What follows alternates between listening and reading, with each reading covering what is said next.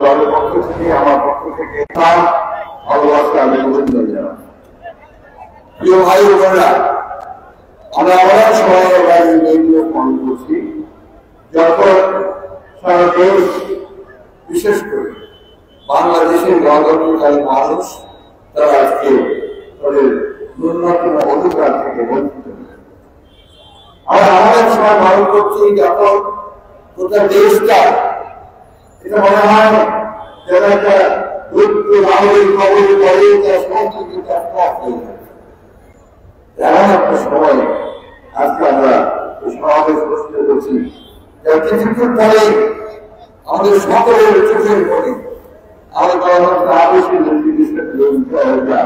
তিনি আবার চিকিৎসার জন্য এবারকে হাসপাতালে যাবেন। গতকাল আমরা অনেক সময় এই মেয়েদের কল করছি যখন আমাদের অবৈধ নেতা কর্মী শুধুমাত্র গণতন্ত্রের অধিকার ফিরিয়ে আনার জন্য, ভোটের অধিকার ফিরিয়ে আনার জন্য আন্দোলন করতে গিয়ে, সংগ্রাম করতে গিয়ে এখনো প্রায় অভিজ্ঞ হয়ে আমাদের অবৈধ নেতা কর্মী তারা সাজা প্রাপ্ত হয়েছেন, তাদেরকে বিভিন্ন মেয়েদের খেলা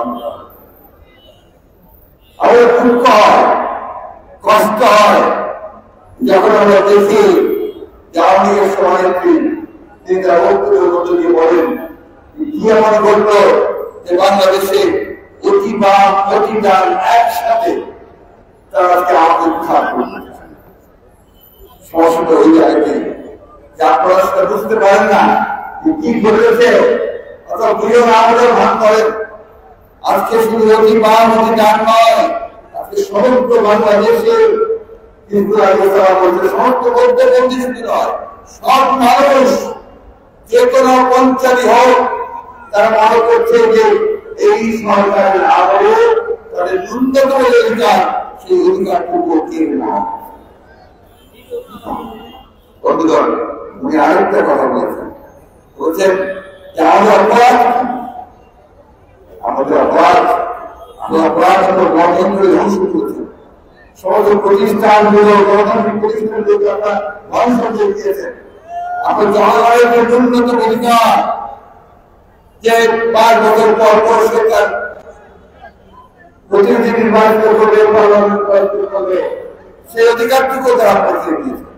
এখন এটাকে এমন একটা দোষ হয়ে তামাশাই করে বলছেন আপনারাই বলেন যে দামি দেখছেন, দামি ক্যান্ডিডেট আপনারা আপনাদের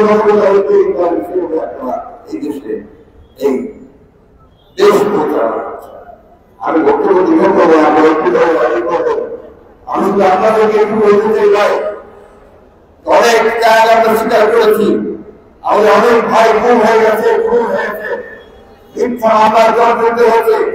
আমাদের নির্দেশন তিনি এখনো পালাবাড়ি রয়েছেন নদী অবস্থায় মিথ্যা মামলার আমাদের তাকে আজকে মিথ্যা মামলায় বন্ধুগণ, এই একটা অবস্থা হাজার হাজার মানুষকে কারাগারে ভর্তি হতে সরে দেওয়া হচ্ছে। যখন এই দেশের বিচার ব্যবস্থা, এই দেশের প্রশাসন, এই দেশের গণমাধ্যম সব কিছুকে কর্তৃগত করে একবারে শাসন ব্যবস্থা প্রতিষ্ঠা করবার জোর পায় তারা চলছে। বন্ধুগণ, এদের কৌশলটা বিভিন্ন আগেকার পার্লামেন্টে বিল পাস করে পাঠশাল করতে চায় না, তারা গণতন্ত্রের রোমাঞ্চ রেখে দিয়ে, ছদ্মবেশ রেখে দিয়ে গণতন্ত্রের সমস্ত প্রতিষ্ঠানগুলি ধ্বংস করে দিয়ে জনগণকে দমন করে তারা একযোগে শাসন প্রতিষ্ঠা করে। বন্ধুগণ, আমি জানি যে আপনারা অনেকেই কারণকে সারাদিন এই রোদ্রের মধ্যে এখানে এসেছে। এটাই আবার প্রমাণ করে যে বিএনপি এই দেশে সকল গণতন্ত্রকামী মানুষ, সকল স্বাধীনতার মানুষ আজকে এখনো জেগে উঠছে, তারা আবার জেগে উঠবে। বন্ধুগণ, আমি অনেকভাবে বলছি বিএনপি হচ্ছে যে পাখির যে সমস্ত ধ্বংসাবশেষ থেকে আবার জেগে উঠে এবং জেগে উঠে সেটা পাখা ছড়িয়ে আমার সেই আন্দোলনের স্বাধীনতার কথা গণতন্ত্রের কথা বলল। একটা কথা আমাদের সবসময় মনে রাখতে হবে যে আমরা কখনোই অতীতে উপার্জিত হইনি, আমরা পরাজিত হব না।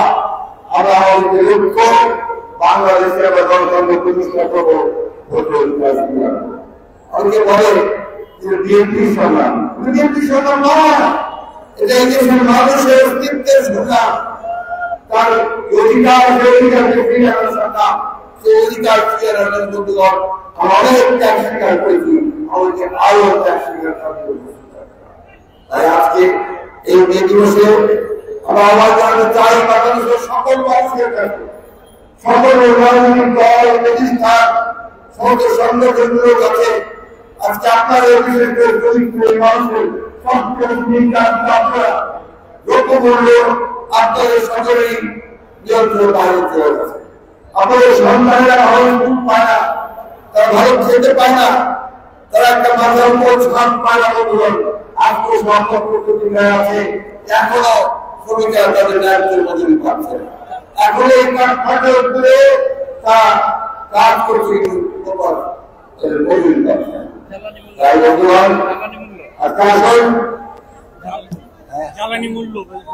আজকে দেখুন আবার আপনারা জ্বালানি মূল্য বৃদ্ধি করবেন। এই মূল্য বৃদ্ধি করে চাই আবার তাদের থেকে খোলা পাবে। আজকে সমগ্র বাংলাদেশে তারা একটা পার্কে রাজত্ব প্রতিষ্ঠা করেছে, ব্যাংকগুলোকে ঘিরে ফেলেছে, তারা সমস্ত আর্থিক প্রতিষ্ঠানগুলোকে ঘিরে ফেলেছে, তারা ব্যবসা বাণিজ্য বন্ধ করেছে। এবং এখন গ্রামের মধ্যে, বিশেষ করে গ্রামের মধ্যে তার বিরোধী মত যারাই আছে তাদের এই ব্যবসা বাণিজ্য সম্পদ সবকিছু গ্রাস করবে। তাই বন্ধুগণ, এখন আর আমাদের চুপ করে বসে থাকলে চলবে না, আমাদের মুখে উঠতে হবে। আমাদের সকলকে আজকে ঐক্যবদ্ধ হয়ে আমি আহ্বান জানাচ্ছি, আজকে সকল রাজনৈতিক দল, মত সংগঠনের ব্যক্তি, বিশেষ করে শ্রমিক সংগঠনগুলোকে সবাই ঐক্যবদ্ধ হয়। আপনাদের আন্দোলন সংগ্রামে ঝাঁপিয়ে পড়েন এবং আন্দোলন সংগ্রামের মধ্যে দিয়ে আমরা আমাদের যে অধিকার সেই অধিকারকে আমরা ফিরিয়ে আনবো, শ্রমিকের অধিকারকে ফিরিয়ে আনবো, কৃষকের অধিকারকে ফিরিয়ে আনবো এবং আজকে আমাদের অধিকার যে